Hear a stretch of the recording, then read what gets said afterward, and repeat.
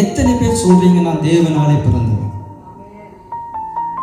நாங்கள் எல்லாருமே ஆண்டவராக இயேசு கிறிஸ்துவை எங்களுடைய சொந்த வாழ்க்கையில் ஏற்றுக்கொண்ட அத்தனை பேர்களும் நாங்கள் யார்? தேவனாலே பிறந்தவர்கள்.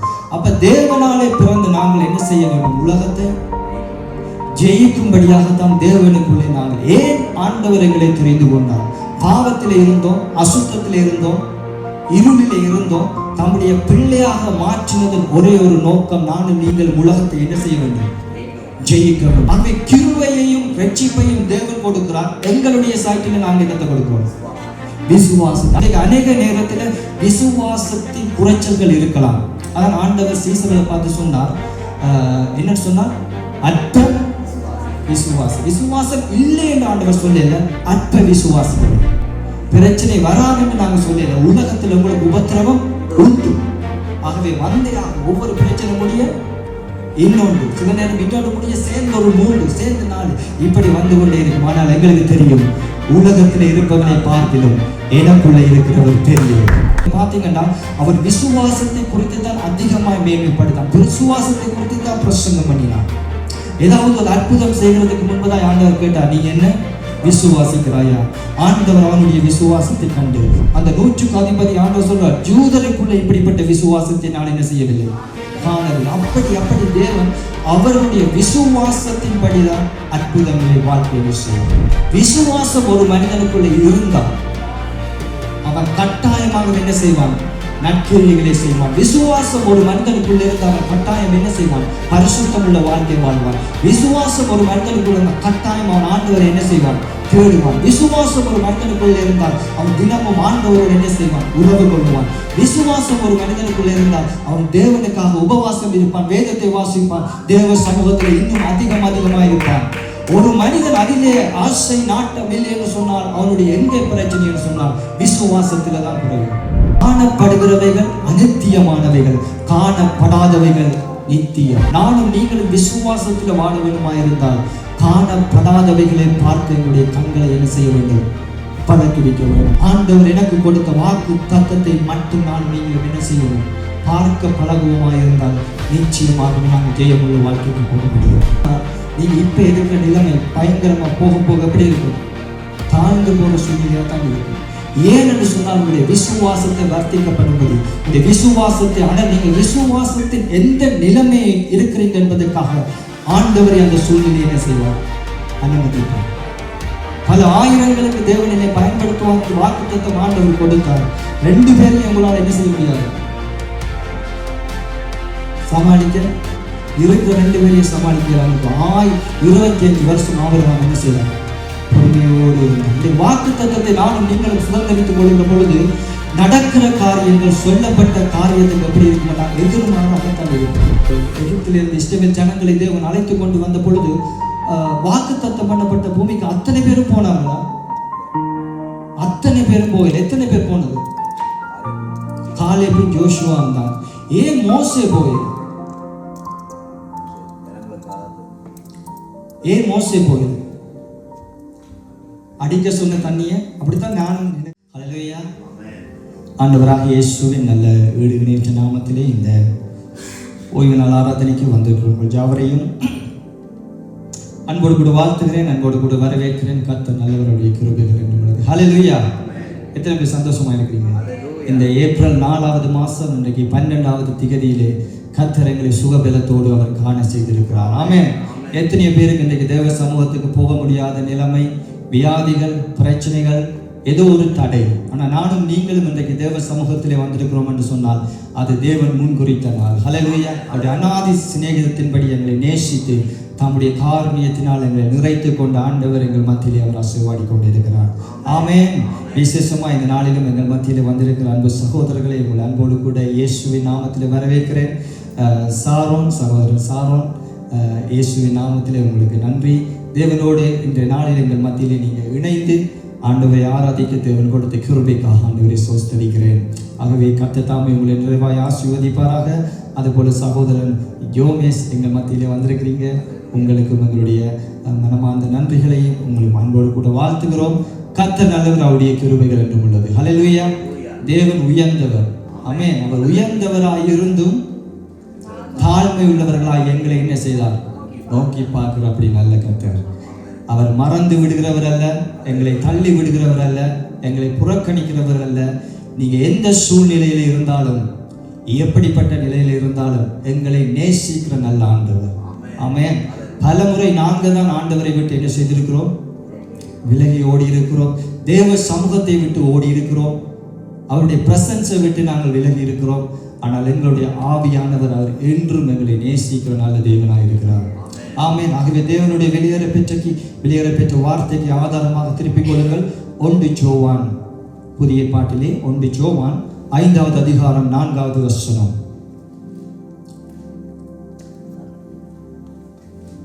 1 யோவான் 5வது அதிகாரம் அதனுடைய 1 யோவான். தேவனால் பிறப்பதெல்லாம் உலகத்தை ஜெயிக்கும். அல்லேலூயா. தேவனாலே பிறப்பதெல்லாம் சேர்ந்து வாசிப்போமா? எல்லாரும் சேர்ந்து, உங்களுக்கு உங்க ப்ரொஜெக்ட்ல போட்டிருப்பாங்க, சேர்ந்து வாசிப்போமா? தேவனால் பிறப்பதெல்லாம் உலகத்தை ஜெயிக்கும், நம்முடைய விசுவாசமே உலகத்தை ஜெயிக்கிற செய்யும். அல்லேலூயா. எத்தனை பேர் சொல்றீங்க நான் தேவனாலே பிறந்தவன்?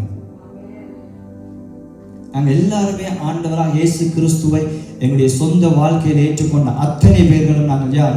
தேவனாலே பிறந்தவர்கள்.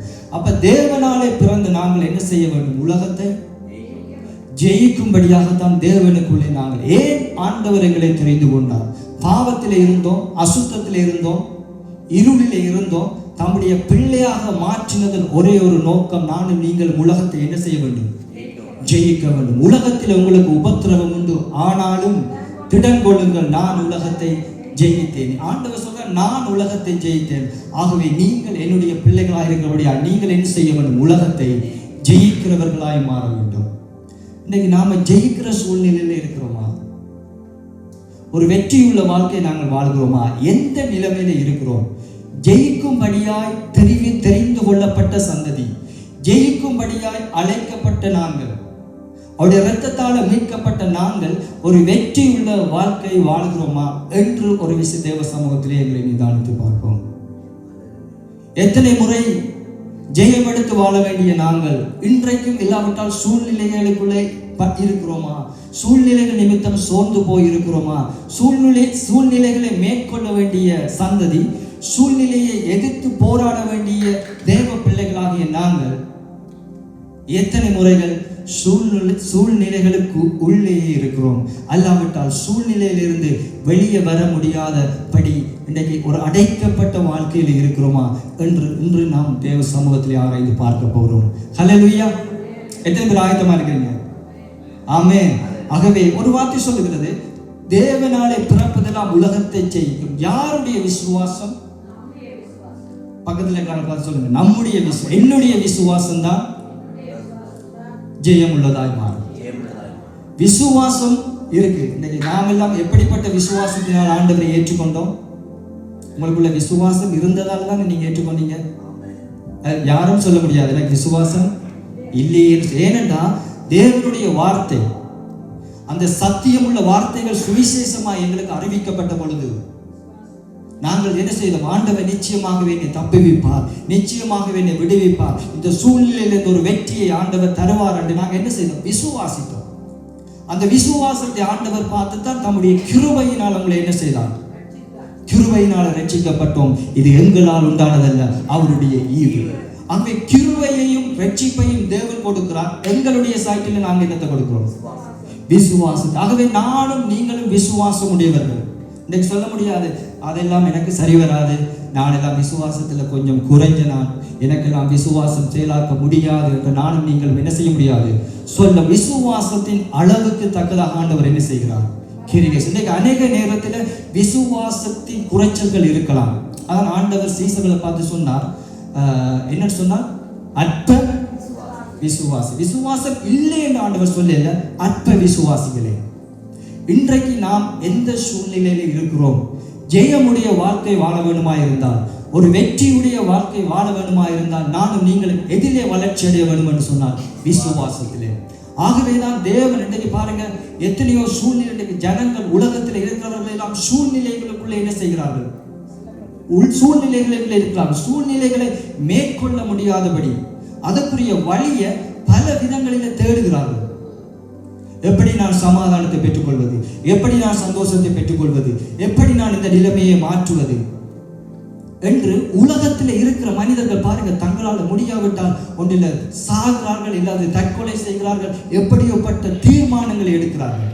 ஆனால் நானும் நீங்களும் தேவ சமூகத்தில் அழைக்கப்பட்ட நானும் நீங்களும் ஜெயம் எடுக்கும்படியாய், ஹல்லேலூயா, ஜெயம் எடுக்கும்படியாய் அழைக்கப்பட்ட நாங்கள் எந்த பிரச்சனையும் எங்களை என்ன செய்ய முடியாது, பிரச்சனை வராதுன்னு நாங்கள் சொல்லல. உலகத்தில் உங்களுக்கு உபத்திரவம் உண்டு. ஆகவே வந்தையாக ஒவ்வொரு பிரச்சனை முடிய இன்னொன்று, சில நேரம் இன்னொன்று முடிய சேர்ந்து ஒரு 3 சேர்ந்து 4 இப்படி வந்து கொண்டே இருக்கும். ஆனால் எங்களுக்கு தெரியும், உலகத்தில் இருப்பவனை பார்க்கிலும் எனக்குள்ள இருக்கிறவர் பெரியவர். ஹல்லேலூயா. அந்த விசுவாசம் உங்களுக்குள்ள இருந்துச்சுன்னு சொன்னா, அந்த விசுவாசம் உங்களுக்குள்ள இருந்தால் நிச்சயமாக நானும் நீங்களும் ஒரு ஜெயமுள்ள வாழ்க்கைக்கு போக முடியும். ஜெயமுள்ள வாழ்க்கைக்கு அழைக்கப்பட்ட நாங்க, ஜெயிக்கும்படியா தெரிவு செய்யப்பட்ட நாங்க, ஜெயிக்காம போனா அது யாருக்கு அவமானம்? தன்னுடைய சொந்த இரத்தத்தை சிந்தி உங்களுக்காக கல்வாரியில பலியாகி தன்னுடைய நாமத்தை கொடுத்து அவருடைய இரத்தத்தை கொடுத்து இத்தனையும் எனக்காக செய்து ஜெயம் எடுக்கும்படியாக செய்த ஆண்டவர், இன்றைக்கு நானும் நீங்களும் ஜெயமில்லாத ஒரு வாழ்க்கை வாழ்வோமா இருந்தால் என் ஆண்டவர் எனக்காக கல்வாரியில இரத்தம் சிந்தினது வீணாய் போய்விடும், ரட்சிக்கப்பட்டது வீணாய் போய்விடும். ஹல்லேலூயா. ஆகவே ஒரு வெற்றியுள்ள கிறிஸ்தவ வாழ்க்கையை நானும் நீங்களும் வாழ வேண்டுமாயிருந்தால் ஒரு ஜெயத்துக்கு எங்களுடைய விசுவாச நிலைமையை இன்றைய நாளிலே நான் காண்பிக்க போறேன். எந்த நிலைமையில நாம் இருக்கிறோம், விசுவாசம் தான் முக்கியம். அதெல்லாம் நான் ஆரம்பத்திலே சொல்லிட்டேன், எங்களுக்கு எல்லாம் என்ன இருக்கு?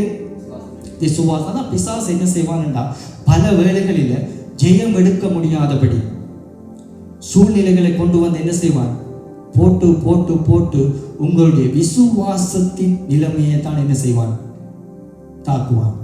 இன்னைக்கு ஒரு மனிதன் ஆண்டவரை நேசிக்கலாம், ஒரு மனிதன் தேவனிடத்தில் அன்பு கூறலாம், ஒரு மனிதன் தேவனிடத்தில் வரலாம், அவனுக்கு அது எந்த பிரச்சனையும் இல்லை. நீங்க எவ்வளவு தூரம் தேவ சமூகத்திலே உங்களை தாழ்த்தலாம், எவ்வளவு தூரம் தேவ சமூகத்திலே ஆராதிக்கலாம், எவ்வளவு தேவனுடைய வார்த்தையை பிரசங்கிக்கலாம், இல்லாட்டி வார்த்தையை கேட்கலாம், விசுவாசம் அற்ற வாழ்க்கை நானும் நீங்களும் வாழ்வோமா இருந்தால் பிரயோஜனம் இல்லை. ஏனென்றால் ஆண்டோட்டு வார்த்தை சொல்லுகிறது, விசுவாசம் இல்லாமல் தேவனுக்கு பிரியமாயிருப்பது கூடாத காரியம்.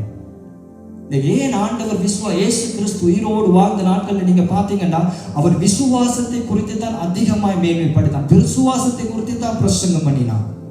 ஏதாவது ஒரு அற்புதம் செய்கிறதுக்கு முன்பதாக ஆண்டவர் கேட்டார், நீ என்ன விசுவாசிக்கிறாயா? ஆண்டவர் அவனுடைய விசுவாசத்தை கண்டு, ஆண்டவர் அவருடைய விசுவாசத்தை கண்டு அந்த 100க்கு அதிபதி ஆண்டவர் சொல்றார், ஜூதருக்குள்ள இப்படிப்பட்ட விசுவாசத்தை நான் என்ன செய்யவில்லை, காணவில்லை. அப்படி தேவன் அவர்களுடைய விசுவாசத்தின் படிதான் அற்புதங்களை வாழ்க்கையில் செய்தார். இன்றைக்கு மட்டும் நாங்கள் விசுவாசத்தினால கடந்து வந்து நிற்கிறோம். எத்தனை பேர் சொல்ல முடியும்? எவ்வளவோ பிரச்சனை எங்களுக்கு வந்தது, எவ்வளவோ போராட்டங்கள் எங்களுக்கு வந்தது, எவ்வளவோ நிந்தனைகள் எங்களுக்கு வந்தது, எத்தனையோ அவமானங்கள் வந்தது. ஆனால் எந்த பிரச்சனையா இருந்தாலும் இன்றைக்கு மட்டும் ஆண்டவர் என்னை நடத்தி வந்திருக்கிறார் என்றவர்கள் மாத்திரம் கரங்களை உயர்த்தி தேவனை தட்டி தேவனை மகிமைப்படுத்துவோமா? ஹல்லேலூயா. கர்த்தர் நல்லவர். ஆமென். இன்னைக்கு ஏன் நாம் ஜெயம் உள்ளவர்களாய் மாறும்? நீங்க பார்த்து வாசிக்கலாம், வெளிப்படுத்தின விசேஷம்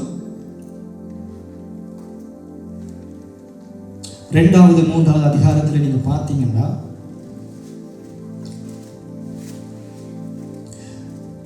வெளிப்படுத்தின விசேஷம் 2வது 3வது அதிகாரங்களில் ஆண்டவராக இயேசு கிறிஸ்து என்ன செய்கிறார்? ஜோவானுக்கு வெளிப்படுத்துறது 7 சபைகளுக்கு என்ன செய்கிறார்?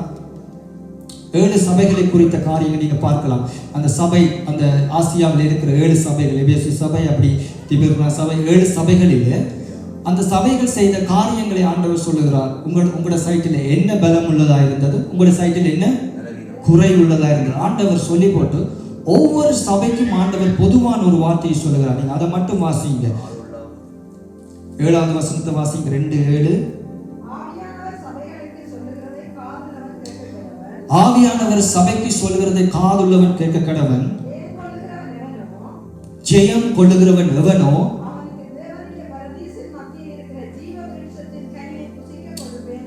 ஆமென். இது எந்த சபைக்கு? எபேசு சபைக்கு ஆண்டவர் சொல்லுகிறார், ஜெயம் கொள்ளுகிறவன் எவனோ அவனுக்கு என்ன செய்வாராம்? ஜீவ விருட்சத்தின் கனியை புசிக்க கொடுப்பேன். 11வது வசனத்தை வாசிங்க. மற்ற சபை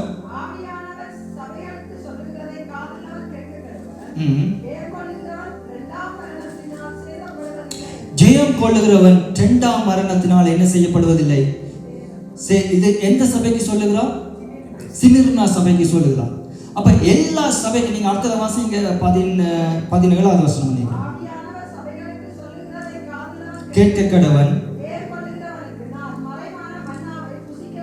இது எந்த சபைக்கு சொல்லுகிறார்? பெர்கமு சபைக்கு சொல்லுகிறார். ஒவ்வொரு சபைக்கும் ஆண்டவர், நீங்க வாசிக்க வீட்டை வாசிச்சு பாருங்க, இப்படி 7 சபைகளுக்கும் ஆண்டவர் என்ன செய்கிறார்னு சொன்னா அவர்களிடம் இருந்த நல்லதையும் சொல்லுகிறார். நீங்க செய்த காரியம், நீங்க எதுக்கு வைராக்கியம் பாராட்டினீங்க, உங்கள்ட்ட இருந்த நன்மையும் சொல்லுகிறார். அதே நேரம் நீங்க தவறின காரியங்களை, அந்த சபைகள் தவறின காரியத்தை சொல்லிட்டு கடைசி ஆண்டவர் சொல்லுகிறார், ஜெயம் கொள்ளுகிறவன் எவனோ, ஜெயம் கொள்ளுகிறவன் எவனோ அவனுக்கு நான் இதை செய்வேன், ஜெயம் கொள்ளுகிறவன் எவனோ அவனுக்கு நான் இதை கொடுப்பேன். 7 சபைக்கு பொதுவான இன்றைக்கு அத்தனை காரியங்கள் அன்றைக்கு யோவானுக்கு வெளிப்படுத்தின அந்த நாட்கள் இந்த சபைக்கு சொல்லப்பட்ட காரியம் இன்றைக்கு எங்களுக்கும் இது என்ன செய்யும்? பொருந்தும். எங்களுக்கும் இதைத்தான் ஆண்டவர் சொல்கிறார். இன்றைக்கு நானும் நீங்களும் எந்த காரியத்திலே ஜெயம் எடுக்க வேண்டும்? ஜெயம் எடுத்தால் தான் எங்களுக்கு என்ன செய்யலாம்? ஒரு ஆண்டவர் பாருங்க, இத்தனை சபைக்கு இவ்வளவற்றையும் சொல்லிட்டு ஜெயம் கொள்ளுகிறவன் எவனோ அவனுக்கு தான் நான் இதை கொடுப்பேன், ஜெயம் கொள்ளுகிறவன் எவனோ அவனுக்கு தான் நான் இதை செய்வேன். அப்ப ஜெயம் கொள்ளணும்னா நீங்க எந்த இதை கவனிக்க வேண்டும்? உங்களுடைய விசுவாசம். இந்த விசுவாசம் இருந்தால் தான் நீங்கள் என்ன செய்யலாம்? நானும் நீங்களும் ஜெயமுள்ள வாழ்க்கைக்கு என்ன செய்யலாம்? போக முடியும். கடைசி வெளிப்படுத்தின விசேஷம் 21வது அதிகாரம் 7வது வசனத்தை வாசிங்க.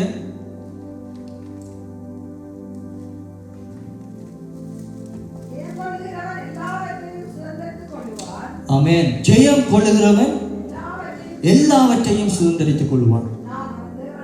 நான் அவன் தேவனாயிருப்பேன். ஹல்லேலூயா. அவன் என்னுடைய குமாரனாயிருப்பான். ஜெயம் கொள்ளுகிறவன் தான் எல்லாவற்றையும் என்ன செய்ய முடியும்? சுதந்தரித்துக் கொள்ள முடியும். பரிசுத்தமாய் வாழுகிறதால் எல்லாத்தையும் இன்றைக்கு ஆண்டவர் எதை வைத்து, கிறிஸ்தவ வாழ்க்கையில எதை வைத்து தேவன் ஜனங்களை ஆசீர்வதிக்கிறார், எதை வைத்து இன்றைக்கு ஆசீர்வாதங்களை ஆண்டவர் என்ன செய்கிறார்? தம்முடைய பிள்ளைகளுக்கு கொடுக்கிறார். விசுவாசத்தினர். சில வேளை நாங்கள் யோசிக்கலாம், நற்கிரிகைகள் எங்களுடைய வாழ்க்கையில் என்ன செய்யலாம்? இருக்கலாம், நல்லது. பரிசுத்தம் எங்களுடைய வாழ்க்கையில் இருக்கலாம், நல்லது. ஆனால் ஒரு மனிதனுடைய வாழ்க்கையில விசுவாசம் இல்லாமல் இவைகள் இருந்தால் அவன் ஒரு ஜெயமுள்ள வாழ்க்கைக்கு என்ன செய்ய முடியாது? போக முடியும். நீங்க கேட்கலாம், விசுவாசம் மாத்திரம் இருந்தால் மற்ற காரியங்கள் என்ன செய்யாது? வராதா? மற்ற காரியங்கள் இருக்காம விசுவாசத்தை மட்டும் வைத்துக் கொண்டு, விசுவாசத்தை மட்டும் இருந்து மற்ற காரியங்களை நாங்கள் தவறினால் எப்படி சுதந்திரித்துக் கொள்ளலாம் என்ற ஒருவேளை எண்ணத்தை உடைய இருதயங்களை நீங்கள் தோற்றுவிக்கலாம். விசுவாசம் ஒரு மனிதனுக்குள்ள இருந்தால் அவன் கட்டாயமாக என்ன செய்வான்?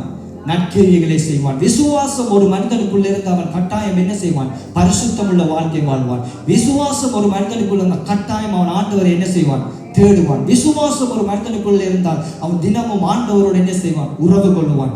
விசுவாசம் ஒரு மனிதனுக்குள்ள இருந்தால் அவன் தேவனுக்காக உபவாசம் இருப்பான், வேதத்தை வாசிப்பான், தேவ சமூகத்தில் இன்னும் அதிகமாக இருப்பான். ஒரு மனிதன் அதிலே ஆசை நாட்டம் இல்லை என்று சொன்னால் அவனுடைய எங்கே பிரச்சனை என்று சொன்னால் விசுவாசத்தில தான் குறையும். அதனால்தான் ரட்சிக்கப்பட்டு நானும் நீங்களும் தேவ சமூகத்திலே வந்திருக்கிறோம். பாவம் செய்கிற பொழுது, ரட்சிக்கப்பட்டு தேவ சமூகத்திலே வந்திருக்கிறோம், நாங்கள் ஏதாவது ஒரு பாவம், பழைய பாவங்கள் ஒன்றுமே நாங்கள் செய்ய மாட்டோம், விட்டுட்டு வந்த காரியங்கள். ஆனால் ஒரு சிறிய காரியம், ஒரு சின்ன போய் பாவம் செய்கிற பொழுது எதை நாங்கள் சேதப்படுத்துகிறோம் சொன்னால் விசுவாசம். உங்களுடைய ரட்சிப்பு இழக்கப்படாது. உங்களுடைய தேவன் உங்களுக்கு பாராட்டின கிருபையை மறுபடியும் என்ன செய்ய மாட்டார்? எடுத்துக்கோ. ஏன்னா தேவன் தன்னிடத்துல வந்து அவர் நீதி உள்ள தேவன். தேவன் கொடுத்தது அவர் எடுக்கிறவர் அல்ல. ஆனா பாவம் செய்கிற பொழுது எங்கே பாதிப்பு உண்டாக்குனால் விசுவாசத்தில தான் இன்றைக்கு அநேகர் இடர்கள் விசுவாசத்தில சோர்ந்து போகிறார்கள். அதனாலதான் விசுவாசத்தை இழக்கிற பொழுது அவர்களால் என்ன செய்ய முடியவில்லை? ஜெயம் எடுக்க முடியவில்லை. ஜெயிக்கிறவனுக்கு தான் ஆண்டவர் எல்லாவற்றையும் என்ன செய்வார்? சுதந்தரித்துக் கொள்வார். இன்றைக்கு உங்களுடைய வாக்கு தத்தங்கள், தேவன் உங்களுக்காக கொடுத்த வாக்கு தத்தங்களை நீங்க சுதந்தரித்துக் கொள்ள வேண்டுமா இருந்தால் ஜெயம் உள்ளவர்களாய் வாழ வேண்டும். தேவன் உங்களுக்கு கொடுத்த தரிசனங்களை நீங்க சுதந்தரித்துக் கொள்ள வேண்டும் என்றால் எப்படி இருக்க வேண்டும்? ஜெயம் உள்ளவர்களாய் வாழ வேண்டும். ஜெயம் உள்ளவனாய் இருந்தால் தான் நீங்கள் சுதந்தரித்துக் கொள்ள முடியும். பக்கத்துல சொல்லுங்க, ஜெயம் உள்ளவனாய் வாழ்ந்தால் தான் சுதந்தரித்துக் கொள்ள முடியும். பாவத்தை செய்து மன்னிப்பு கேட்கலாம், ஆனா சுதந்தரித்துக் கொள்ள என்ன செய்யாது? முடியாது. நான் சொல்றது, பாவத்தை செய்துட்டு நாங்கள் மன்னிப்பு கேட்டு மனம் திரும்பி தேவனண்டையில போகலாம். ஆனால் சுதந்திரித்துக் கொள்ள அந்த பாவத்தை நானும் நீங்களும் ஜெயிக்கும் மட்டும் அந்த பாவம் மறுபடியும் உங்களுடைய வாழ்க்கையில் என்ன செய்யும்? வந்து கொண்டே இருக்கும். நானும் நீங்களும் ஜெயிக்கும்படி எனக்கு சில பலவீனங்களை இன்னைக்கு நான் ஆராய்ந்து பார்ப்போம் தேவ சமூகத்திலே. எப்படிப்பட்ட பலவீனங்கள் இன்றைக்கும் என்னுடைய வாழ்க்கையில வந்து கொண்டிருக்கிறது? எப்படிப்பட்ட மாம்சத்தின் எண்ணங்கள் இன்றைக்கு என்னுடைய வாழ்க்கையில வந்து கொண்டிருக்கிறது? எப்படிப்பட்ட அருவருப்பான காரியங்கள் இன்றைக்கு அந்த காரியத்தில் நானும் நீங்களும் ஜெயம் எடுக்காமல் தேவனுடைய காரியங்களை, தேவனுடைய வாக்கு தத்தங்களை சுதந்திரிப்போம் என்ற எண்ணத்தை தூரமாக வைத்துக் கொள்ளுங்கள். தேவ சமூகத்தில் இருக்கிறோம், ஆண்டவருக்காக இத்தனை பிரயாசப்படுகிறோம், அநேக நற்கிரிகைகளை செய்கிறோம், நல்ல காரியங்களை தேவனுக்காக பாராட்டுகிறோம். அநியாயமாய் உலகத்தவர்களைப் போல நானும் நீங்களும் தேவன் எங்களுக்கு கொடுத்த வாக்கு தத்தத்தை சுதந்திரிக்காமல் போய்விட்ட ஒரு கவலை எனக்கு உங்களுக்கு என்ன செய்யவிடக்கூடாது, வந்துவிடக்கூடாது. எந்த காரியத்தில் இன்னைக்கு என்னுடைய வாழ்க்கையில் நான் ஜெயம் எடுக்க வேண்டும்? சில காரியங்களுக்கு அநேக எண்ணங்கள் இன்னைக்கு எப்படி பிசாசு ஒரு மனிதனுடைய வாழ்க்கையில் நுழைவான்? எண்ணங்களின் வழியாக எதிர்மறையான எண்ணங்கள், தேவையற்ற காரியங்கள், எந்த பழக்க வழக்கங்கள், எந்த சுபாவங்கள் நான் ஜெயிக்க முடியாமல் இருக்கிறேனோ இன்றைக்கு தேவ சமூகத்தில் அதை என்ன செய்யுங்க? ஒப்பு கொடுத்து ஜெயம் எடுத்து வாங்க. பரிசுத்த ஆவியானவர் எங்களுக்கு உதவி செய்வாராக. ஏன்னா ஜெயம் கொள்ளுகிறவன் தான் எல்லாவற்றையும் சுதந்திரித்துக் கொள்வான். தேவன் இத்தனை வாக்குத்தத்தங்களை நீங்க பார்க்கலாம். எண்ணாகமம் 13வது அதிகாரம் 30வது வசனம்.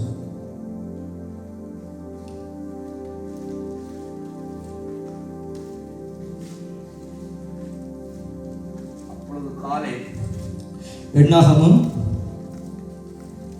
13வது அதிகாரம் 30வது வசனம். அப்பொழுது காலே ஜனங்களை அமர்த்தி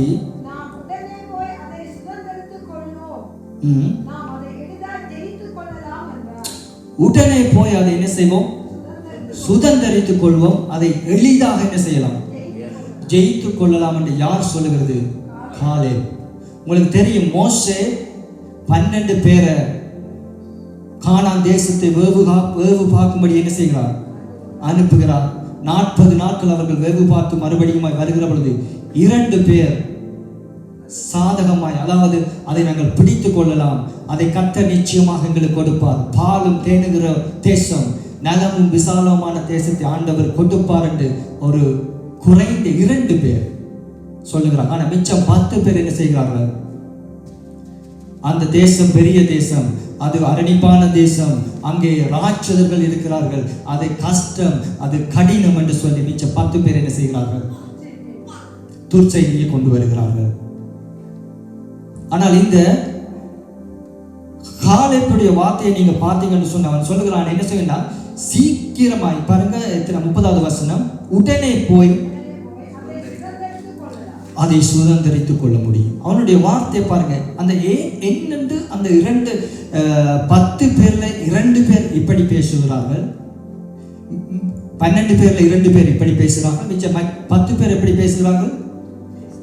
அது இயலாது, அது முடியாது. அப்ப என்ன சூழ்நிலை? இவர்கள் பார்த்ததைத்தான் இவர்களும் பார்த்தார்கள். இந்த 10 பேர் எதை கண்டார்களோ அதைத்தான் இந்த 2 பேரும் என்ன செய்தார்கள்?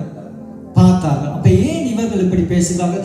ஏன் அவர்கள் கடினம் என்றார்கள்? இங்க ஏனாக்கின் குமாரர் இருக்கிறார்கள், இது பெரிய பட்டணம், இது இங்க ராட்சதர்கள் இதெல்லாம் கடினமாக கஷ்டப்பட்டு சொல்லி இது முடியாது, எங்களுக்கு இயலாது என்று சொல்லி 10 பேர். ஆனா இந்த 2 பேர் எதை வைத்து சொல்லுகிறார்கள் என்றால், தேவன் அவருக்கு வாக்கு பண்ணின வாக்கு தத்தத்தை வைத்து சொல்லுகிறார்கள். ஆபிரகாமுக்கு கொடுத்த வாக்கு தத்தம், நான் உனக்கு பாலும் தேனும் ஓடுகிற இந்த தேசத்தை, நலமும் விசாலமான இந்த தேசத்தை நான் உனக்கு என்ன செய்வேன்? கொடுப்பேன். அப்ப இன்றைக்கு அந்த 10 பேர் பார்த்ததை தான் இந்த 2 பேரும் பார்த்தார்கள். ஆனால் அவர்களுடைய பார்வை வித்தியாசம், இவர்களுடைய பார்வை வித்தியாசம். நானும் நீங்களும் எந்த நிலைமையில இருக்கிறோம் என்பதை ஒரு விஷயம் நிதானித்து பார்ப்போம். தேவன் எங்களுக்கு வாக்குத்தத்தம் என்ன செய்திருக்கிறார்? கொடுத்திருக்கிறார். ஒவ்வொரு தனிப்பட்டவர்களுக்கு, குடும்பங்களுக்கு, சபைக்கு எல்லாம் ஆண்டவர் என்ன செய்திருக்கிறார்? வாக்குத்தத்தம் கொடுத்திருக்கிறார். ஆனா இந்த 10 பேரை போல பார்க்கிறோமா? 10 பேர் எதை பார்த்தார்கள்? காண்கிறதை பேசினார்கள், கண்ணால பார்க்கிறதை பேசினார்கள், எண்ணத்தை தங்களுடைய கண்களாலே பார்த்தார்கள், நிகழ்காலத்தில் பார்த்ததை பேசினார்கள். ஆனா இந்த 2 பேர் பார்த்ததை பேசவில்லை. தங்களுக்கு தேவன் கொடுத்த வாக்கு தத்தத்தின்படி வார்த்தையை பேசினார்கள். ஆண்டவர் கொடுப்பேன் என்று சொன்ன தேவன் என்ன செய்வார்? நிச்சயமாகவே இதை கொடுப்பார். இன்றைக்கு விசுவாசம் இப்படித்தான் எங்களுடைய வாழ்க்கையில செய்யலான்றது. பார்க்கிற காரியங்களை அல்ல, கேட்கிற காரியங்களை அல்ல, எங்களை குறித்து ஆண்டவர் சொன்ன காரியங்களை நானும் நீங்களும் என்ன செய்ய வேண்டும்? பேச வேண்டும். எந்த நிலைமையில் இன்னைக்கு பாருங்க, 2 கொரிந்தியர் 4வது அதிகாரம் 16-17 வசனம் நினைக்கிறேன்.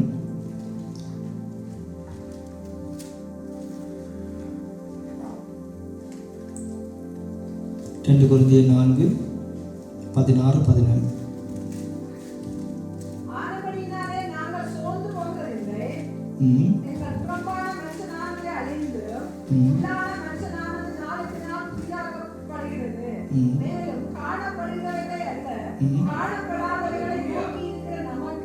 காணப்படுகிறவைகளை அல்ல, 2 கொரிந்தியர், காணப்படுகிறவைகளை அல்ல, காணப்படாதவைகளை நோக்கி இருக்கிற நமக்கு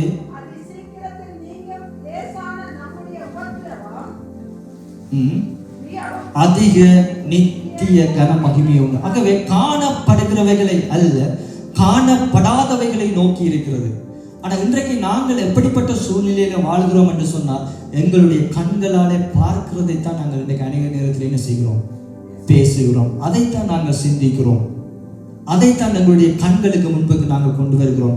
காணப்படுகிறவைகள் அநித்தியமானவைகள், காணப்படாதவைகள் நித்தியம். நானும் நீங்களும் விசுவாசத்தில் வாழ வேண்டுமாயிருந்தால் காணப்படாதவைகளை பார்க்க எங்களுடைய கண்களை என்ன செய்ய வேண்டும்? பழக்கி வைக்க வேண்டும். வார்த்தையின்படி, ஏதோ எங்களுக்கு விருப்பமானவைகளே அல்ல, வார்த்தையின்படி நானும் நீங்களும் என்ன செய்ய வேண்டும்? பார்க்க விரும்ப வேண்டும். ஒரு காரியத்துக்கு நியாயாதிபதிகள் ஒரு காரியத்தை சொல்லி, நான் மறுபடியும் இந்த காரியத்துக்கு வருகிறேன்.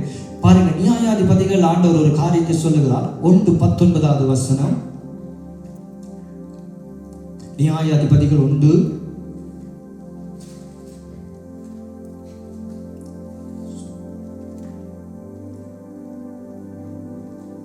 நியாயாதிபதிகள் 1:19.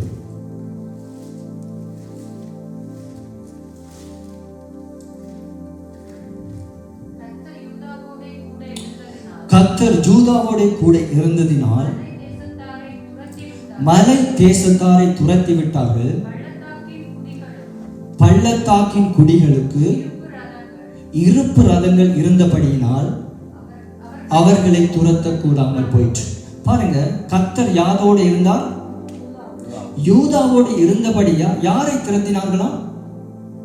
மலை தேசத்தாரை துரத்தி விட்டார்கள். ஆனா பள்ளத்தாக்கின் குடிகளை என்ன செய்யவில்லை? திரட்ட முடியவில்லை. ஆண்டவருக்கு என்ன பள்ளத்தாக்கின் குடிகள் இருக்கிறார்கள் கஷ்டமானாங்களா? அப்ப ஏன் இவர்களால பள்ளத்தாக்கின் குடியில இருந்தவர்களை ஏன் திரட்ட முடியவில்லை? இந்த யூதா தேசத்தார், யூதா அவர்கள் என்ன செய்தார்கள்? மலை தேசத்தில் இருந்த தங்களுக்கு எதிரானவர்களை திரட்டி விட்டார்கள். ஆனா பள்ளத்தாக்கில் இருந்தவர்களை திரட்ட முடியவில்லை. வசனம் சொல்கிறது, கர்த்தர் யூதாவோடு இருந்தார்.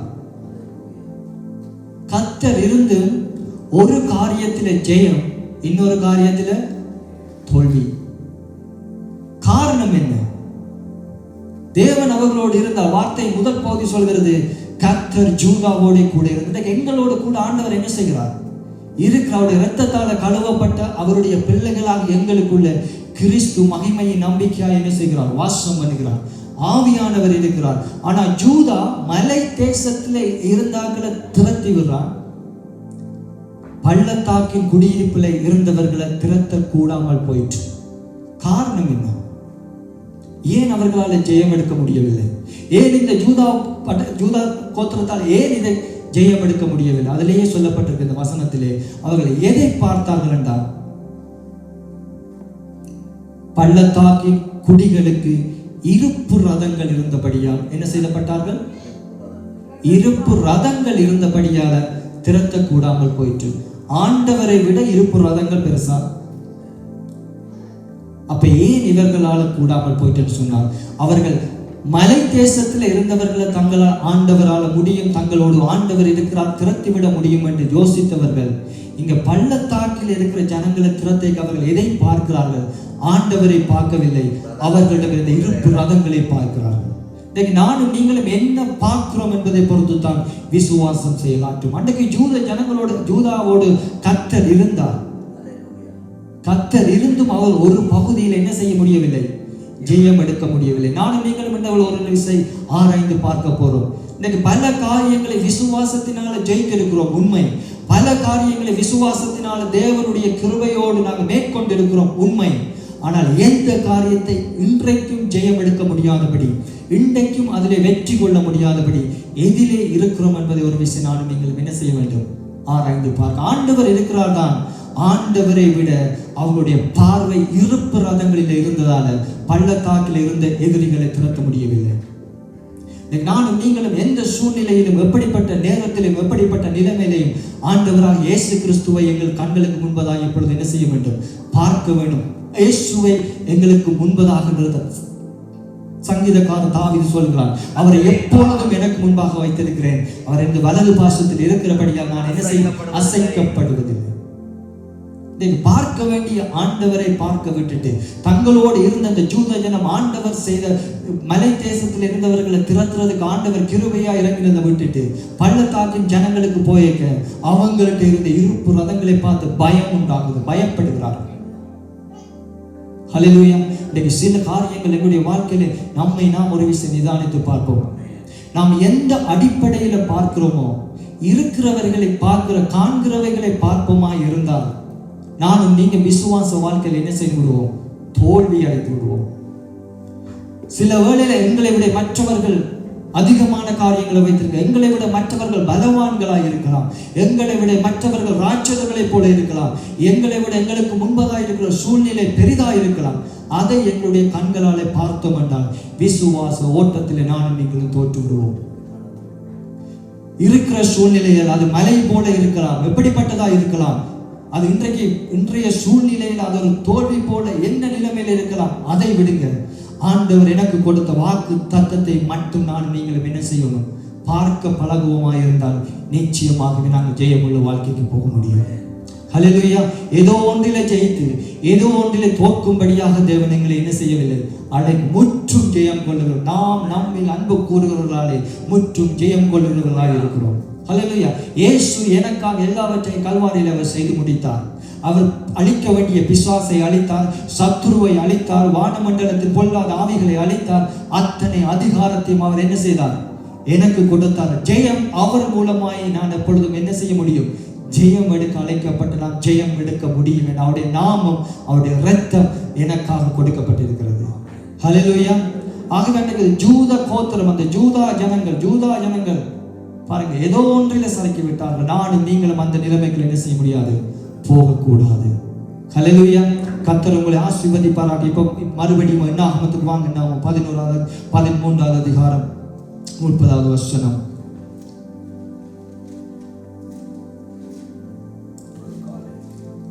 வாசிச்சோம். அதுல 32 தொடர்ந்து வாசிங்க. என்னாகமம் 13வது அதிகாரம்.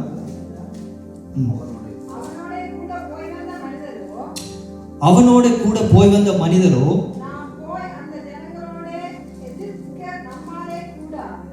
பாருங்க, போய் வந்த மிச்சம் எத்தனை பேர், 10 பேர்.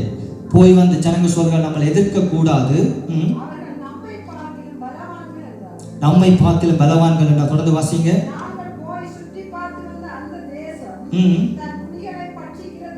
குடிகளை பட்சிக்கிற தேசம்,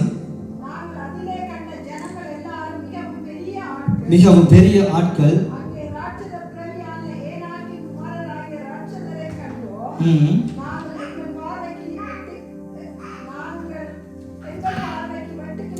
ஓகே, இதை வாசிங்க.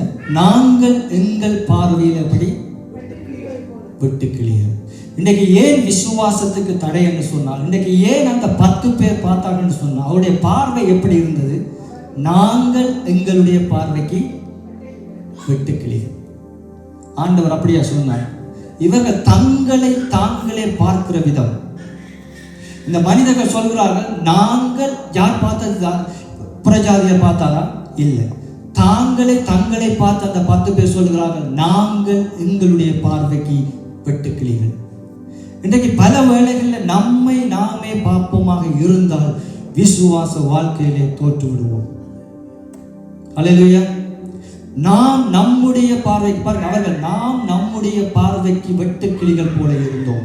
இன்றைக்கு எங்களுடைய சூழ்நிலை சில வேளையில எதிர்பார்க்கிற நிலைமைக்கு இல்லாது இருக்கலாம். இன்றைக்கு நாங்கள் இருக்கிற திறமைகள், இன்றைக்கு எங்களுக்கு இருக்கிற தாளந்துகள், இன்றைக்கு எங்களுக்கு கொடுக்கப்பட்டு இருக்கிறவைகள் இன்றைய சூழ்நிலைக்கு அவைகள் என்னதை போல இருக்கலாம், காணாது போதாதது போல இருக்கலாம். நம்மை நாம் பார்ப்போமாக இருந்தால் விசுவாச வாழ்க்கையில ஜெயம் கொள்ள முடியாதவர்களாக போய்விடுவோம். இன்னைக்கு அநேக நேரத்தில் என்ன செய்கிறார்கள், பிசாசின் கிரிகைகள் வருகிற பொழுது, சத்துருவின் போராட்டங்கள் வருகிற பொழுது நம்மை நாமே பார்த்து என்ன செய்து விடுகிறோம், பயந்து விடுகிறோம். நம்மை நாமே ஒரு குறைத்து மதிப்பிடுகிறோம். என்னால் என்ன செய்யலாது, என்னால முடியாது. நம்முடைய பார்வைக்கு நாமே வெட்டுக்கிளி. பாருங்க, எங்க கொண்டு தங்களை என்ன செய்கிறார்கள், ஒப்பிடுகிறார்கள். நானும் நீங்களும் என்னை ஒருவரோடு ஒருவர் என்ன செய்யக்கூடாது, ஒப்பிடக்கூடாது. நாங்கள் இன்னொருவருடைய பார்வைக்கு வெட்டுக்கிளிகள். நாம் அப்படி இல்லை. அவருடைய இரத்தத்தால் மீட்கப்பட்ட அவருடைய இன்றைக்கு நாங்களும் பல வழியில தேவன் கொடுக்க வேண்டிய எல்லாவற்றையும் கொடுத்து தம்முடைய பிள்ளையாய் மாற்றி சர்ப்பங்களையும் தேள்களையும் சத்துருவின் சகல வல்லமையை மேற்கொள்ள அதிகாரத்தையும் கொடுத்து இத்தனையும் எனக்காக சிந்தி இரத்தத்தை சிந்தி பிசாசின் கிரியைகளை அழிக்கும்படிக்கு பிசாசின் தந்திரங்களோடு எதிர்த்து நிற்க திராணி உள்ளவர்களாகும்படி எல்லாம் கொடுத்து. ஆனால் இன்றைக்கு நாங்கள் எந்த நிலையில் இருக்கிறோம்? இன்றைக்கும் எங்களுக்கு யாராவது ஒருவர் வந்து உதவி செய்ய வேண்டும். இன்றைக்கும் எங்களுக்கு யாராவது ஒருவர் வந்து எங்களுக்காக என்ன செய்ய வேண்டும், ஜெபம் பண்ண. இன்றைக்கும் எங்களை யாராவது ஒருவர் இந்த பிரச்சனையிலிருந்து என்ன செய்ய வேண்டும், எங்களை நாங்களே என்ன செய்கிறோம், குறைத்து மதிப்பு. எங்களை அவர்களுடைய பார்வைக்கு என்ன சொன்னார், எங்கள் பார்வைக்கு நாங்கள் வெட்டுக்கிறோம். தங்களை தாங்களே குறைத்து மதிப்பிடுங்க. என்னால் இந்த காரியத்தை செய்ய முடியாது, என்னால் இந்த ஊழியத்தை செய்ய முடியாது. அந்த மற்ற இடங்களில் பாருங்க எப்படி இருக்கு, மற்ற இடங்களில் பாருங்க அவங்க எப்படி ஊழியம் செய்கிறாங்க, மற்ற இடங்களில் பாருங்க அவங்க எப்படி ஆராதனை செய்கிறாங்க, மற்ற இடங்களில் பாருங்க அவங்க எப்படி பிரசங்கம் இருக்கு, மற்ற இடங்களில் சபையை பாருங்க எப்படி இருக்கு. இன்னைக்கு எங்களை நாங்களே என்ன செய்கிறோம், குறைத்து மதிப்பிடுகிறோம். அந்த 10 பேர் செய்த பிள்ளைதான் எங்கள் பார்வைக்கு நாங்கள் வெட்டுக்கிளி, மெஜாரிட்டி. ஆனா மைனாரிட்டி எப்படி இருக்கு, எங்கள் பார்வைக்கு நாங்கள் இல்லை. அவர்கள் எதை பார்த்தார்கள் என்று சொன்னால் வாக்கு கொடுத்த ஆண்டவரை மட்டும் பார்த்தார்கள். ஹல்லேலூயா. இதை எங்களால் சுதந்திரித்துக் கொள்ள முடியும். சீக்கிரமா உடனடியாக போய் இதை எளிதாக ஜெயித்துக் கொள்ளலாம். இன்றைக்கு அவர்கள் 10 பேருக்கு பார்வையில் இவங்க பெரிய பலவான்கள், அரணிப்பான பட்டணங்கள், ஏனாக்கின் குமாரர்கள் கடினப்படுகிறார்கள். இந்த 10 பேர் பெரிய இன்றைக்கு பாருங்க விசுவாசம். இன்றைக்கு அதான் சொல்லுவார் ஒரு ஊழியக்காரன் எனக்கு சொன்னார், சபையில இப்படிப்பட்ட 10 பேர் இருக்கிறத விட ஒரு 2 பேர் இருந்தால் நிச்சயமாக என்ன செய்ய முடியும், வாக்கு தத்தத்தை சுதந்திரித்துக் கொள்ள முடியும். ஹல்லேலூயா. எங்களுக்காக ஆண்டவர் வைத்த சுதந்திரத்தை நானும் நீங்களும் சுதந்திரித்துக் கொள்ள முடியும். இந்த 10 பேர் பார்த்த விதம், அவர்கள் கண்களுக்கு முன்பதாக இருந்து பார்த்து தங்களை தாங்களே குறைத்து மதிப்பிடுகிறார்கள். ஒரு நாள் நானும் நீங்களும் என்ன செய்யக்கூடாது, விசுவாச வாழ்க்கையில எங்களை பார்த்துடக்கூடாது. நான் இப்படித்தான் இருக்கிறேன், என்னுடைய குடும்ப சூழ்நிலை, என்னுடைய குடும்ப காரியம். இன்னைக்கு அநேக நேரம் மதத்தை பார்க்கிறோம். நான் பரிசுத்தவானா, நான் ஆண்டவருக்கு முன்பதாக நீதி உள்ளவனா, என்னுடைய பரிசுத்த தன்மை காணுமா, எங்களுடைய குடும்பத்துக்குள்ள இப்படி இருக்கு, எங்களுடைய குடும்பங்களுக்குள்ளே ஒருமனம் இல்லையே, எங்களுடைய குடும்பத்துக்குள்ளே ஒற்றுமை இல்லையே, நாங்கள் எப்படி ஊழியம் செய்கிறோம்? எங்களை நாங்கள் என்ன செய்கிறோம், குறைத்து மதிப்பிடுகிறோம். தேவனுடைய வாக்கு தத்தத்தை பார்க்காமல் சூழ்நிலைகளை பரவலில பார்த்து என்ன செய்து விடுகிறோம், சோர்ந்து விடுகிறோம். எங்களை கர்த்தர் தம்முடைய நோக்கத்துக்காக வரைந்தாரோ அதை அவர் நிச்சயமாக செய்து முடிக்க வல்லமுள்ளவராக இருக்கிறார். ஆமென். ஆபிரகாமுக்கு ஆண்டவர் என்ன சொன்னார், வாக்கு கொடுத்தார், உன்னுடைய சந்ததியை கொண்டு இந்த தேசத்தை நான் என்ன செய்வேன், பூமியின் வம்சங்கள் உனக்கும் உன் சந்ததிக்கும் உள்ள என் ஆசீர்வதிக்கப்படும். அந்த நேரம் ஆபிரகாமுக்கு பிள்ளையே இல்லை. எத்தனை வருடங்கள் ஆபிரகாம் காத்திருந்தான், கிட்டத்தட்ட 25 வருடங்கள் ஆபிரகாம் காத்திருந்தான். ஒரு பொறுமை, வாக்கு தத்தத்தை சுதந்திரிக்கிறதுக்கு ஆபிரகாம் 20. இன்னைக்கு பாருங்க, சில நேரம் வாக்கு தத்தத்துக்கும் நடக்கிற சூழ்நிலைக்கும் எப்படி இருக்கும் என்று சொன்னால் எதிர்மாறாதான் இருக்கும். உன்னுடைய வம்சத்தை ஆசீர்வதிப்பேன் என்று ஆண்டவர் சொல்லுகிறார். 25 வருஷம் அவனுக்கு என்ன இல்லை, பிள்ளைகள் இல்லை. இதே போலதான் எங்களுடைய வாழ்க்கையில இன்றைக்கு இப்ப பிராக்டிஸ் பண்ணி பார்க்கிற பொழுது கர்த்தர் கொடுக்கிற வாக்குத்தத்தங்கள், உன்னை உயர்த்துவன், இந்த தேசத்திலே உன்னை பூமியின் உன்னை உயர்த்தி வைத்திருக்கிற ஆண்டவர் உதாரணத்துக்கு உனக்கு சொன்னார். நீங்க இப்ப இருக்கிற நிலைமை பயங்கரமா போக போக எப்படி இருக்கும்? தாழ்ந்து போற சூழ்நிலையா தான் இருக்கும். ஏன் என்று சொன்னால் உங்களுடைய விசுவாசத்தை வர்த்திக்கப்படும்படி, உங்களுடைய விசுவாசத்தை நீங்கள் விசுவாசத்தின் எந்த நிலைமை இருக்கிறீங்க என்பதற்காக ஆண்டவரை அந்த சூழ்நிலையை என்ன செய்வார்? அனுமதிப்பார். பல ஆயிரங்களுக்கு தேவன் என்னை பயன்படுத்துவார் என்று வாக்குத்தத்தம் ஆண்டவர் கொடுத்தார். 2 பேரையும் உங்களால் என்ன செய்ய முடியாது, சமாளிக்க இருக்கிற 2 பேரையும் சமாளிக்கலாம் இருக்கும். 25 வருஷம் ஆபிரகாம் என்ன செய்தார்? பொறுமையோடு இருந்தார். இந்த வாக்குத்தத்தத்தை நானும் நீங்களும் சுதந்திரித்துக் கொள்கிற பொழுது நடக்கிற காரியங்கள் சொல்லப்பட்ட காரியத்துக்கு எப்படி இருக்குமாட்டா? எதிர்மாறாகத்தான் இருக்கும். உன்னை வெற்றி சிறக்க பண்ணுவேன், உன்னை உயர்த்துவேன், கிறிஸ்துவுக்குள்ள உன்னை வெற்றி சிறக்க பண்ணி எல்லா இடங்களிலும் உன்னை கொண்டு அவரை அறிகிற அறிவி வாசனையை வீசுவன் என்று தேவன் வாக்கு கொடுப்பார். ஆனா உன்னை குறித்து வீசுகிற வாசனை எப்படி இருக்கும்னு சொன்னால் கேவலமான வாசனை தான் வீசும்படி நிகழ்காலம் இருக்கும். ஏனென்றால் நாங்கள் அதை பார்த்தே நாங்கள் என்ன பண்ணுறோம்? பலமுறை சோர்ந்து விடுவோம். ஆகிய இந்த நபர்கள் எங்களுக்கு இப்படி பேசிவிட்டார்களே, இந்த நபர்கள் எங்களுக்கு இப்படியான காரியங்களை செய்து விட்டார்களே, ஆகவே இனி வாக்கு தத்தத்தை என்னால் என்ன செய்ய முடியாது, சுதந்திரித்துக் கொள்ள முடியும். பல வேளைகளில் வாக்கு தத்தத்தை பார்க்க வேண்டிய நாங்கள் வாக்கு தத்தம் சொன்னதில் இப்ப நடக்கிற காரியம் நம்மை நாமளே என்ன செய்கிறோம்? குறைத்து பார்க்கிறோம். எங்களுடைய பார்வையில வெட்டுக்கிளி. நாங்கள் எங்களுடைய பார்வைக்கு எப்படி இருந்தோம்? வெட்டுக்கிளி. 10 பேர் அப்படியான ஒரு எண்ணத்துல தான் இருந்தாங்க. ஹல்லேலூயா. இன்னைக்கு சபைகள் எடுத்துக்கொள்ளுங்க. சபைக்கு ஆண்டவர் கொடுத்த தரிசனம், ஆண்டவர் கொடுத்த வாக்கு தத்தம், ஆண்டவர் சபைக்கு கொடுத்த காரியம் நிச்சயமாக என்ன செய்யும்? நிறைவேறும். ஆனால் நாங்க என்ன செய்கிறோம் என்று சொன்னா, ஆரம்பமே நாங்க என்ன செய்கிறோம்னா மற்ற சபைகளோடு எங்களை ஒப்பிட்டு பார்க்கிறோம். மற்ற சபையில் எப்படி இருக்கு, மற்ற சபையில் ஆராதனை எப்படி இருக்கு, மற்ற சபை சுவிசேஷம் இப்படி சொல்றாங்களே, மற்ற சபை நல்லா மேன்மையா வருது, நாங்க இப்படி இருந்தா இது சரி வராது. நம்மை நாமளே என்ன செய்கிறோம்? பலமுறை குறைத்து மதிப்பிடுவோம். நம்மளை குறைத்து எங்களுடைய பார்வையில் நாங்கள் வெட்டுக்கிளி. இவங்களுக்கு யார் சொன்னது நீங்க அப்படின்னு சொல்லி மேற்கொள்ள வேண்டியவர் தம்முடைய இரத்தத்தால் மீட்கப்பட்ட எபிரேயர் ஆண்டவர் அப்படி தெரிந்து கொள்ளப்பட்ட ஜனம் தாங்களை குறைத்து மதிப்பிடுகிறார்கள். ஒரு விஷயம் பார்ப்போம். குடும்பத்தில் எப்படி தான் எங்களுடைய காரியங்கள் தனித்துவமாய் தேவன் உங்களுக்காகவும் எனக்காகவும் என்ன செய்தார்? ரத்தம் சிந்தினார். நானும் நீங்களும் செய்வோம். இன்றைக்கு இருக்கிற சூழ்நிலையை மறந்து போங்க. அது எந்த பெரிய ஒரு அதிகாரிகள் மத்தியில் உங்களுக்கு தயவுகள் வேண்டி நிற்கலாம். எப்படிப்பட்ட அதிகாரி இந்த தேசம் கூட உங்களுக்கு இரக்கம் உள்ள காரியத்துக்காக நீங்க எங்க நிற்கலாம். இன்றைக்கு அது கிடைக்காம இருக்கலாம். அதை பார்க்காதீங்க. ஆண்டவர் உங்களுக்கு சொன்ன வாக்கு தத்தத்தை மட்டும் பாருங்க. நிச்சயமாக ஆண்டவர் சூழ்நிலைகளை என்ன செய்வார்? மாற்றி போடுவார். இன்றைக்கு நடக்கிறது நீங்க எதிர்பார்க்கிறதுக்கு விரோதமா தான் நடக்கும். உங்களுடைய பொறுமையை கர்த்தர் பார்ப்பார். எந்த அளவுக்கு நீங்க விசுவாசத்துல உறுதியா இருக்கிறீங்கன்னு ஆண்டவர் பார்ப்பார். இன்றைக்கு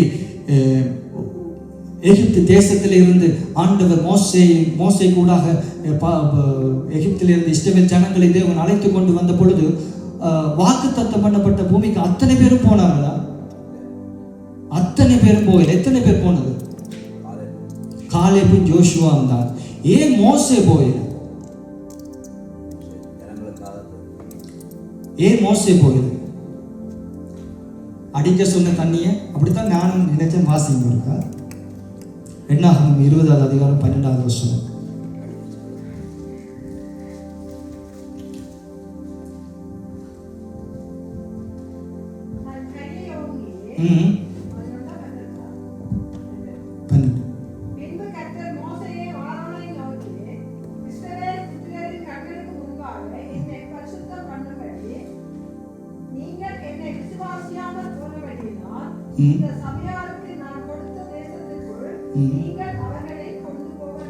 என்ன சொல்லுகிறார்? நீங்கள் என்னை விசுவாசியாதபடியால இந்த சபையாருக்கு நான் கொடுத்த தேசத்துக்குள்ள நீங்கள் அவர்களை என்ன செய்ய கொண்டு விசுவாசம் ஒரு மனிதனுக்குள்ள இருந்திருந்தா ஆண்டவர் பேசு சொன்ன பொழுது அவர் என்ன செய்திருப்பார்? பேசியிருப்பார். ஆண்டவர் அந்த மலையை பார்த்து அடி என்று சொல்லியிருக்க பொழுது அவர் என்ன செய்திருப்பார்? அடைத்திருப்பார். விசுவாசம் ஒரு மனிதனுக்குள்ள இருக்கிற பொழுது கட்டாயம் அவன் தேவனுடைய வார்த்தைக்கு நிச்சயமா என்ன கீழ்ப்படிவான். அதான் வேதம் சொல்கிறது. விசுவாசத்தின் நிமித்தமா பாருங்க, அவர்களுடைய விசுவாசியாமல் போனபடியால மோசேக்கு கூட காணான் இல்லை. ஹல்லேலூயா. ஆகவே விசுவாசம் இன்னைக்கு அவ்வளவு தூரத்துக்கு எங்களுடைய வாழ்க்கையிலே பிரதிபலிக்கிற ஒரு காரியம். நானும் நீங்களும் யோசிச்சு பாருங்க. 40,000 பேர் வனாந்தரத்தில் அழிக்கப்பட்டாங்க. எபிரேயர் 11 நினைக்கிறேன். அந்த இஷ்டவேல் வாசிக்க தேவையில்லை. இஷ்டவேல் 40,000 அங்கிருந்து புறப்பட்ட ஜனங்கள் அத்தனை 3 லட்சம் பேர் கிட்டத்தட்ட.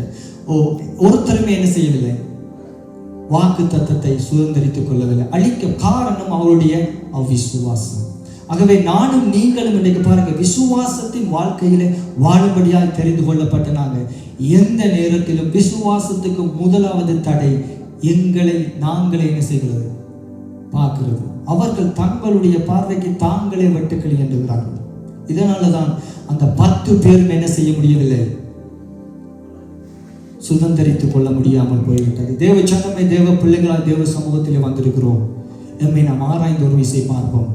ஆண்டவர் விசுவாசத்துக்கு முதல் படியை விசுவாசிக்கிற பொழுது நாங்கள் நிச்சயமாகவே தேவனுடைய வார்த்தைக்கு கீழ்ப்படிவோம். விசுவாசிக்கிற பொழுது நிச்சயமாகவே தேவன் சொன்ன காரியங்களை நானும் நீங்களும் செய்வோம். ஆனால் இன்னைக்கு பாருங்க, விசுவாசம் இன்னைக்கு நடக்கிற காரியங்கள் உண்மையா எதிர்மாறுதான். நடக்கிற காரியங்கள் நீங்கள் விரும்பாத காரியங்கள் தான் நடக்கும். நடக்கிற காரியங்கள் உங்களுடைய சிந்தனைக்கு அது ஏன் இப்படி நடக்குதுன்னு பல முறை யோசித்திருப்பீங்க. அது எல்லாவற்றையும் விட்டுட்டு ஆண்டவரை மட்டும் பார்த்து, சில வேளை என்னால முடியாது, நான் எப்படி செய்யறது, இந்த வாக்குத்தத்துக்கு நான் தகுதி உள்ளவனா, இது என்னால முடியாது, உங்களை நீங்களே என்ன செய்யாதீங்க, குறைத்து மதிப்பிடாதீங்க. எனக்காக கல்வாரியில் ரத்தம் சிந்தின ஆண்டவர் என்னோடு இருக்கிறார். ஹல்லேலூயா. அந்த அதிகாரத்தினுடைய அடுத்த இதை வாசிங்க. என்னாகமம் 13வது அதிகாரத்தினுடைய அடுத்த பகுதி. நாங்கள் எங்கள் பார்வைக்கு வெட்டி கிளிகளை போல இருந்தோம்.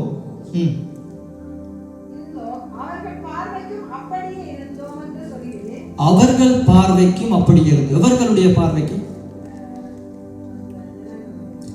பாருங்க, இந்த 10 பேர் சொல்றாங்க, நாங்கள் எங்களுடைய பார்வைக்கு வெட்டுக்கிளிகளை போல இருந்தோம், அவர்களுடைய பார்வைக்கும் அப்படி இருந்தோம். இவைக்கு எப்படி தெரியும் அவங்க எங்களை வெட்டுக்கிளிகளை போலத்தான் பார்க்கறாங்க? எப்படி தெரியும்?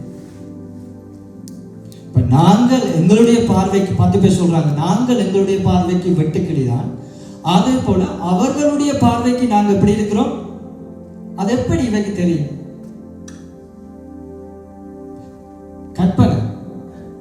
நாங்க வெட்டுக்கிளி, அவங்களுடைய பார்வைக்கு நாங்க எப்படி இருக்கிறோம், வெட்டுக்கிளி. எங்களை நாங்கள் குறைத்து மதிப்பிடுறது மட்டுமல்ல, பல வேளையில் இன்றைக்கு மற்றவர்கள் என்ன செய்வார்கள், இன்றைக்கு மற்றவர்கள் எங்களை பற்றி என்ன நினைப்பார்கள், மற்றவர்கள் இன்றைக்கு என்ன சொல்வாங்க, ஒரு விதமான கற்பனையினாலே இன்றைக்கு அநேகர் விசுவாசத்து வாழ்க்கையிலே ஜெயம் எடுக்க முடியாதபடி சோர்ந்து போயிருக்கிறார்கள். இன்றைக்கு தேவனுக்காக ஏதாவது ஒன்றை விசுவாசத்தின்படி செய்ய ஆரம்பிக்கிற பொழுது மற்றவர்கள் எங்களை என்ன நினைப்பார்கள், மற்றவர்கள் என்ன பேசுவார்கள், மற்றவர்கள் இதுக்கு என்ன பிரதி உபகாரம் கொடுப்பார்கள் என்று மற்றவர்கள் மற்றவர்களை பார்க்கிறதால நானும் நீங்களும் என்ன செய்ய முடியும், எங்களுக்காக வைத்திருக்கிற சுதந்திரத்தை அடையாமல் போக முடியும். இன்னைக்கு அவர்கள் பிள்ளைகள் தாங்களை வெட்டுக்கிளி என்றாங்க. அவங்க சொல்றாங்க, அவர்களுடைய பார்வைக்கு நாங்கள் அப்படித்தான் இருந்தோம். ஹல்லேலூயா. ஆகவே ஒரு நாளும் உங்களை நீங்கள் குறைத்து மதிப்பிடாதீர்கள். இன்னும் ஒன்று, மற்றவர்கள் உங்களுக்காக இப்படி நினைப்பார்கள், அப்படி பேசுவார்கள் என்று மற்றவர்களுக்காக உங்களுடைய வாக்கு தத்தங்களை என்ன செய்து விடுறாங்க, இழந்து விடாதீர்கள். மற்றவர்கள் என்னென்னாலும் பேசிட்டு போகட்டும், மற்றவர்கள் என்னென்னாலும் சொல்லிட்டு போகட்டும், ஆனால் தேவன் உண்மையுள்ளவராயிருக்கிறார், வாக்கு தத்தத்தை நிறைவேற்று. ஹல்லேலூயா. ஆகவே சோர்ந்து விடாது. இன்னைக்கு மற்றவர்கள், இன்னைக்கு நாங்கள் தேவனுடைய வாக்கு தத்தத்துக்கு முன்னுரிமை கொடுக்கிறதுக்கு பதிலாக பல வேளையில மற்றவர்கள் என்ன சொல்லுகிறார்கள் என்பதை தான் நம்முடைய காதுகளிலே கேட்டு சோர்ந்து போகிறோம். ஏதாவது ஒன்றை ஆண்டவருக்காக செய்ய ஒரு கால் வைப்போம், அதுக்கு 10 பேர் 10 விதமா பேசுவார்கள். அந்த 10ஐயும் கேட்டு கடைசியா ஒன்றுமே செய்யாமல் சோர்ந்து போய்விட்ட நாட்கள் அநேகம். ஆகவே தேவ பிள்ளைகளாகிய நீங்கள் உங்களை நீங்களே குறைத்து இந்த விசுவாச ஓட்டத்திலே கர்த்தர் உண்மை உள்ளவர். அவர் பொய் சொல்ல மனிதன் அல்ல, மனம் மாற மனுப்புத்திரரும் அல்ல, சொல்லியும் செய்யாத தேவன் அல்ல, வசனித்தும் அவர் நிறைவேற்றாத கர்த்தர் அல்ல. அவர் அப்படிப்பட்ட ஆண்டவர் வாக்கு கொடுப்பார் என்றால் நிச்சயமாய் ஆண்டவர் என்ன செய்வார், நிறைவேற்றுவார். உங்களை நீங்க பார்க்கிறது முதலாவது என்ன செய்யுங்க, நிறுத்துங்க. 2வது, மற்றவர்கள் உங்களை குறித்து என்ன பேசுகிறார்களோ கேட்காதீங்க. உங்களுடைய முழு நோக்கமும் ஆண்டவர் என்னை குறித்து இந்த வேதாகமத்தில் என்ன சொல்லி இருக்கிறார் அதை மட்டும் சொல்லுங்க. கர்த்தர் பலத்தினாலும் அல்ல, வரா கர்த்தருடைய ஆவியினால் எல்லாமே ஆகும். சூழ்நிலை பயங்கர கேவலமா இருக்கலாம். நீங்கள் எதிர்பார்க்கிறத விட சூழ்நிலை சொல்ல முடியாத ஒரு நிலைமையா இருக்கலாம். சூழ்நிலையை பார்த்து சோர்ந்து போய்விடாதீங்க. சூழ்நிலையை பார்த்து உங்களை குறைத்து மதிப்பிடாதீங்க. இன்னைக்கு மற்றவர்கள் என்ன பேசுவார்கள் என்று இன்னைக்கு தேவனுக்கு ஆண்டவற்ற ஊழியத்திலே தேவனுக்காக பிரகாசிக்க முடியாதபடி ஒரு தடை. மற்றவர்கள் எங்களை பற்றி என்ன பேசுவார்கள்? நான் கூட பல முறை அப்படித்தான் யோசித்தேன். அல்லேலூயா. இந்த வார்த்தைகள் உங்களுக்கு மட்டுமல்ல, இந்த வார்த்தைகள் எனக்கும் தான். ஆவியானவர் அவர் உண்மையுள்ள தேவன். ஆமாம். இன்னைக்கு பல வேளையில மற்றவர்கள் ஏதாவது ஒன்று சொன்னா அந்த ஒன்றே காணும். அத்தனை வார்த்தைக்குரிய விசுவாசம், அவ்வளவு அவிசுவாசம் அப்படி எங்களுக்குள்ள என்ன செய்யணும் வந்துடும். மற்றவர்களுடைய வார்த்தைக்கு மற்றவர்கள் சொல்றது குறித்து கேட்காங்க. மற்றவன் எங்களை எப்படியாவது பார்த்துட்டு போகட்டும். பாருங்க, இந்த இஸ்ரவேல் இருக்குது. இஸ்ரவேல் 12 பேருக்கும் மற்றவர்கள் புறஜாதியார் இவர்கள் எப்படி பார்க்கிறான்னு இவங்களுக்கு தெரியாது. இவங்களே தங்களுக்குள்ள ஒரு என்னது கற்பனை, இவங்களே அதுக்கு இமேஜின் பண்றாங்க. அவங்க அப்படித்தான் நினைப்பாங்க. கற்பனைகளை விடுங்க. விசுவாச வாழ்க்கையில் நீங்க இமேஜின் பண்ணீங்கன்னா கற்பனை இருக்குமா இருந்தால் உங்களோட வாழ்க்கையில் என்ன செய்ய முடியாது, முன்னேறவே முடியாமல் போய்விடும். பல வேளைகளில் சோர்ந்து விடுவோம். பல வேளைகளில் எங்களுக்கு தேவன் கொடுத்த வாக்கு தத்தத்தை என்ன செய்து விடுவோம், மறந்து விடுவோம். காரணம், மற்றவர்கள் எங்களை குறித்து என்ன பேசுவார்கள் என்று அவங்க பேசுறாங்களோ பேசலையோ நாங்க அப்படி என்ன செய்யறோம், நினைக்கிறோம். பல வேளைகளில் இன்றைக்கு அப்படித்தான். ஏதாவது ஒன்றை ஆண்டவருக்காக செய்ய நல்ல பிரயாசப்படுவோம். கர்த்தர் விரும்புகிறார், அதை செய்ய விரும்புகிறார். ஆனால் இன்றைக்கு நாங்கள் அவர் என்ன நினைப்பார், இவர் என்ன நினைப்பார் என்று சொல்லி அந்த காரியத்தை செய்யாமலே என்ன செய்து விடுகிறோம், விட்டு விடுகிறோம். ஆக விசுவாசம் உள்ள வாழ்க்கையில இந்த 10 பேர் உங்களுடைய வாழ்க்கையில ஒரு முன்னுதாரணமாக வரட்டும். அந்த 10 பேரும் சுதந்திரிச்சு கொள்ளவே இல்லை, ஜெயிக்கவே இல்லை. இந்த 2 பேரா சொன்னாங்க, நாங்கள் உடனே போய் அதை சுதந்திரித்துக் கொள்வோம், இலகுவாக ஜெயிக்கலாம். அவங்களுடைய வாயின் அறிக்கையின்படி அவங்க என்ன செய்யறாங்க, இந்த 10 பேர் இப்படியே சொன்னாங்க. ஆண்டவர் அத்தனை பேரையும் வனாந்தரத்திலே அழித்து போட்டார். தேவன் அழிக்கும்படியாய், தேவன் தம்முடைய வாக்கு தத்தத்தை சுதந்திரிக்காமல் போகும்படியா என்னையும் உங்களையும் அழைக்கவில்லை. உங்களை அழைத்ததன், என்னை அழைத்ததன் ஒரே ஒரு நோக்கம், நானும் நீங்களும் எனக்காக கொடுக்கப்பட்ட வாக்கு தத்தங்களை சுதந்திரத்தை சுதந்திரிக்கும்படியா. ஹல்லேலூயா. எந்த சூழ்நிலையிலும் என்னை நான் குறைத்து மதிப்பிடக்கூடாது. நம்முடைய பார்வையில நாம வெட்டுக்கிளி என்று சொல்லக்கூடாது. மற்றவர்களும் என்ன நினைப்பார்கள் என்ற ஒரு சிந்தனை எங்களை விட்டு அகலட்டும். தேவன் எதிர்காலத்தில் அவர் ஆசீர்வாதமாய் மாற்றுவார். இருக்கிற நிலைமை எப்படியாவது இருக்கட்டும், அது பரவாயில்லை. ஆனால் நிச்சயமாக கர்த்தர் இந்த சூழ்நிலை அவர் வாக்கு தத்தத்தின்படி நாங்கள் விரும்புகிற பொழுது, வாக்கு தத்தத்தின்படி நாங்கள் கேட்கிற பொழுது நிச்சயமாக தரிசனம் கொடுத்த தேவன் அதை எப்படி செய்வார், நிறைவேற்ற உண்மையுள்ளவராக இருக்கிறார். பாருங்க, யோசுவா 14 அதிகாரம் 7வது வசனம். நான் முடிக்கிறேன். யோசுவா 14 7வது வசனம். யோசுவா 14 7வது வசனம்.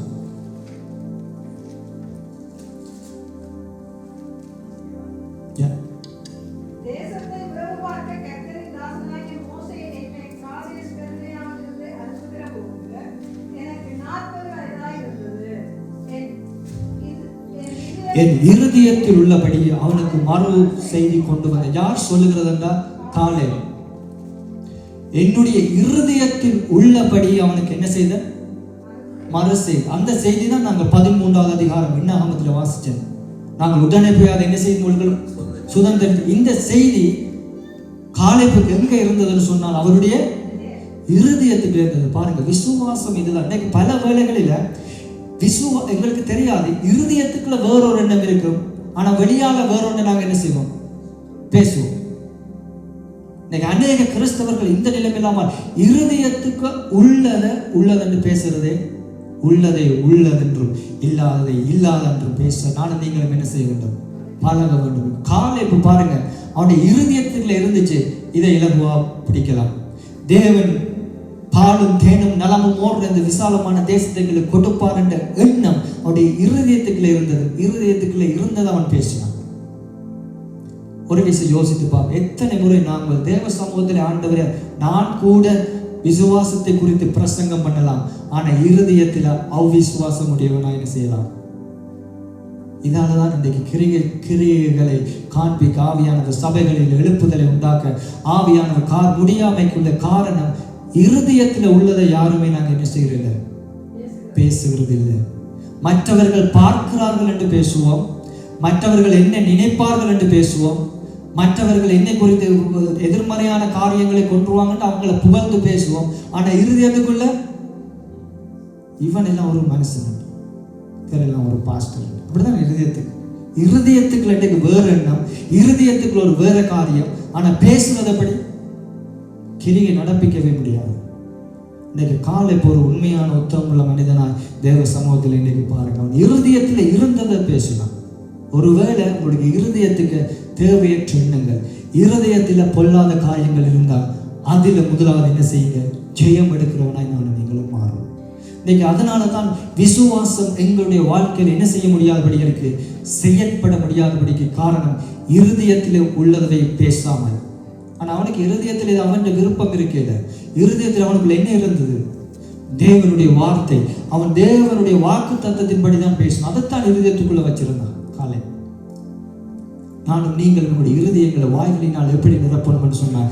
தேவனுடைய வாக்கு தத்தத்தை நிரப்பி இருதயத்தில் உள்ளதை உள்ளபடி பேச நானும் நீங்கள் பழக வேண்டும்.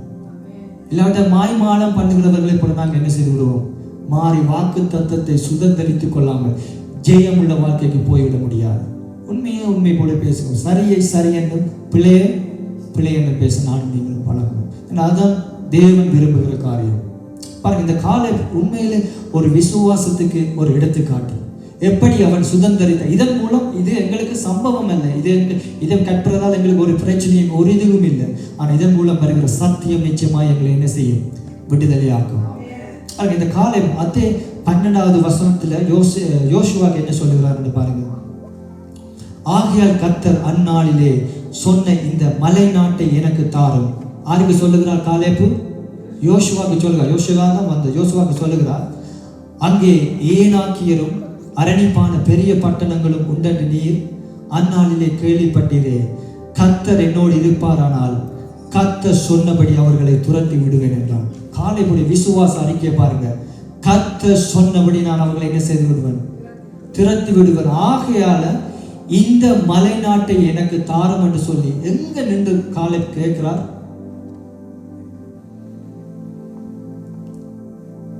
அவர்கள் சுதந்திரித்து கானானுக்குள்ளே போனதுக்கு பிற்பாடு அவன் நின்ற பாருங்க, அவருடைய விசுவாசத்தை பாருங்க.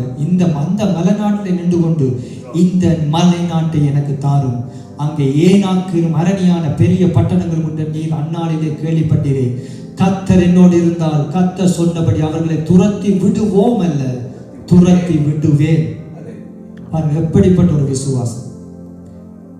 காலேபுடைய விசுவாசம், காலேபுடைய இருதயத்தின் நிறைவுகளை பாருங்க.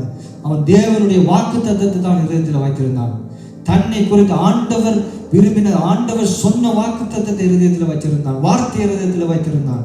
அதைத்தான் அவன் பேசினான். வேற ஒன்றும் பேசவில்லை, இருதயத்தில் உள்ளதை பேசினான். ஆனால் சொல்லுகிறான் பாருங்க, கர்த்தர் சொன்னபடியே நான் அவனை துரத்துவேன். கர்த்தர் சொன்ன காரியத்தை நிச்சயமாய் உங்களுடைய என்னுடைய வாழ்க்கையில் அவர் செய்வார். ஆமென்.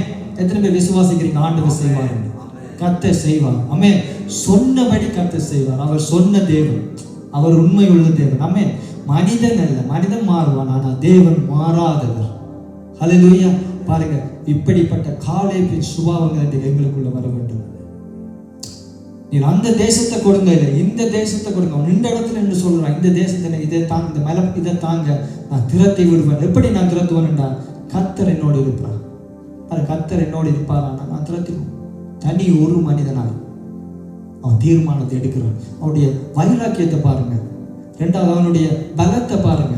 விசுவாசம் இருக்கிற மனிதன் இப்படித்தான். 10 பேர் தன்னோட கூட வரணும் என்று எதிர்பார்க்கிறவன் அல்ல. விசுவாசம் ஒரு மனிதனுக்குள்ள இருந்து அவன் தனியவே காரியங்களை செய்யணும் என்று வைராக்கியம் அவனுக்குள்ள என்ன செய்யும்? வரும்.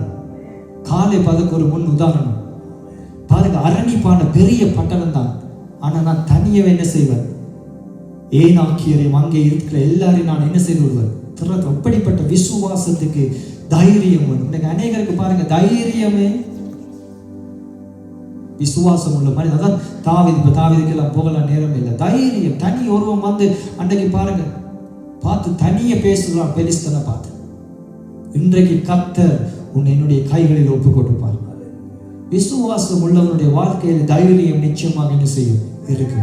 ஆகவே சூழ்நிலைகளை பார்த்து பயந்துடாதீங்க. சூழ்நிலை பயங்கரமா இருக்கட்டும், எப்படிப்பட்ட கோலியாத்துகள் உங்களுக்கு முன்பதாக நிக்கட்டும், பிரச்சனையே இல்லை.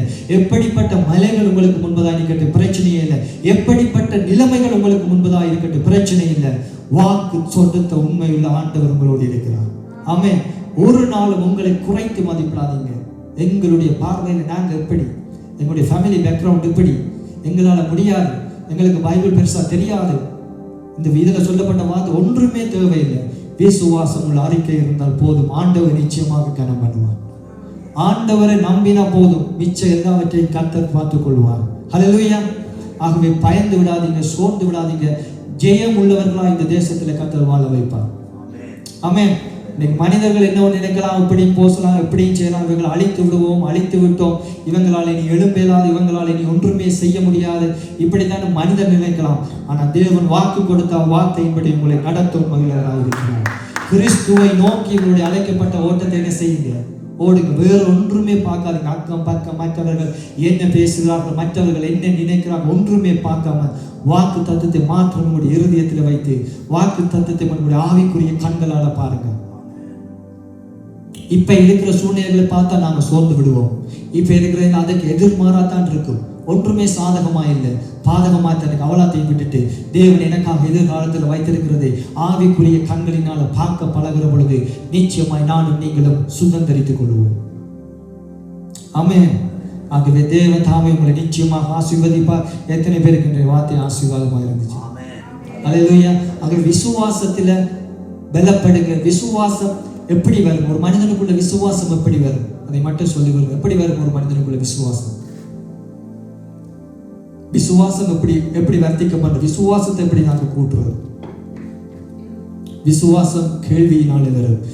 கேள்வி தேவனுடைய வார்த்தையினால வரும். நீங்க எவ்வளவு தூரம் தேவனுடைய வார்த்தையை கேட்டு கேட்டு கேட்டு கொண்டு இருக்கிறீங்களோ உங்களுடைய இருதயத்துக்குள்ளே விசுவாசம் வளரும். ஆகவே இன்றைய வார்த்தை மட்டுமல்ல, தேவனுடைய வார்த்தைகள் அநேக இடங்களில் அநேக ஊழியக்காரர்கள் பிரசங்கம் பண்ணுகிறார்கள்.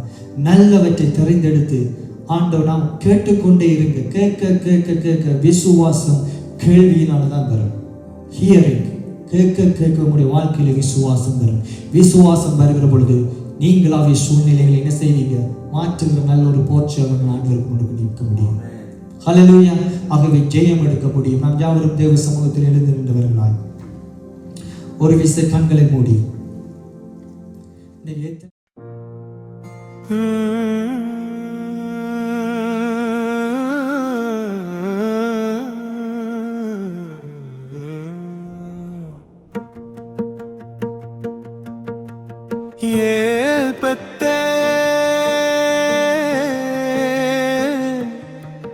தேவனுடைய வீடு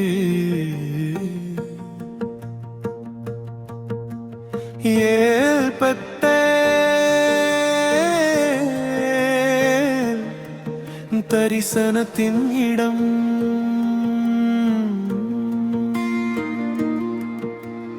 ஓடிய யாக்கோபை தேடி வந்தீ,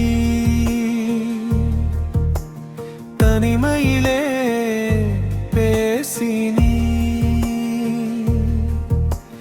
பலிபீடம் கட்டிய அந்த இடம் இன்றும் பரிசுத்தம்.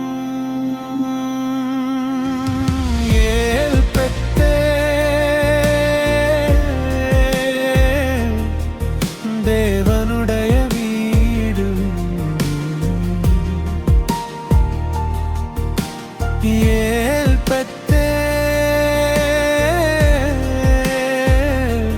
வானம் திறந்த இடம்.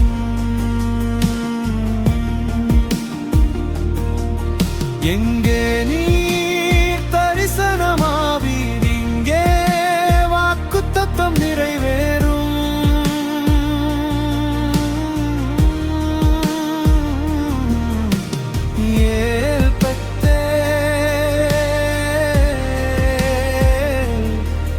தேவனுடைய வீடு எங்கள் தலைமுறையின் அடையாளம்.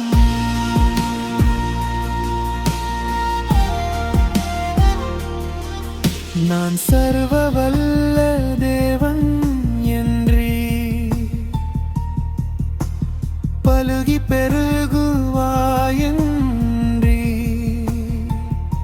ஜாதிகள் உன்னிலிருந்து எழும் ராஜாக்கள் உன் சந்ததி.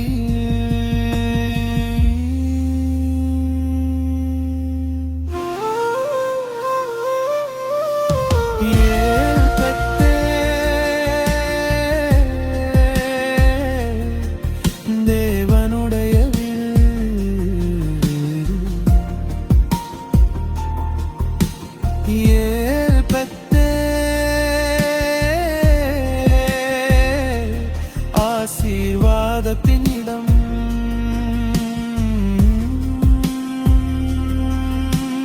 நீ சொன்னதை செய்யும் வரை எங்களை கைவிட மாட்டீ.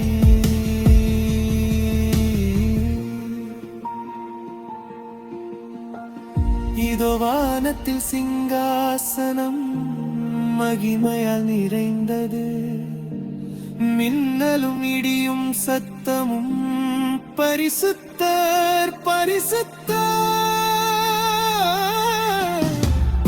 ஏழு ஆவிகள் எரிகின்றன, அக்கினி தீபங்கள் முன்பாக நாம் விழுந்து ஆராதிக்கிறோம் தேவனுடைய சிங்காசனத்தின் முன்.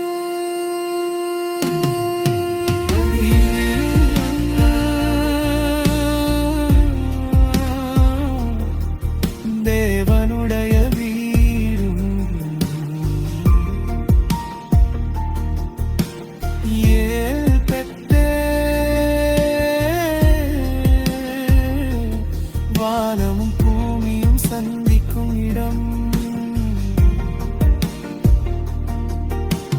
மேற்கும் கிழக்கும் பரவுவோம், வடக்கும் தெற்கும் நிறைவோம்.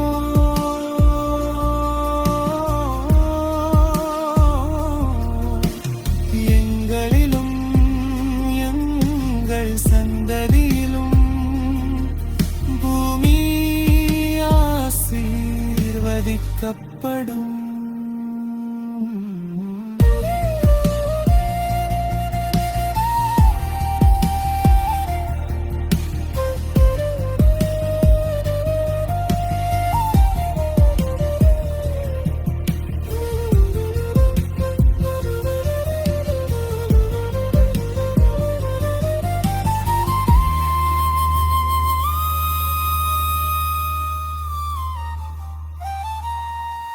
நீர் எங்களோடு இருப்பீர், போகும் இடமெல்லாம் காப்பீர்.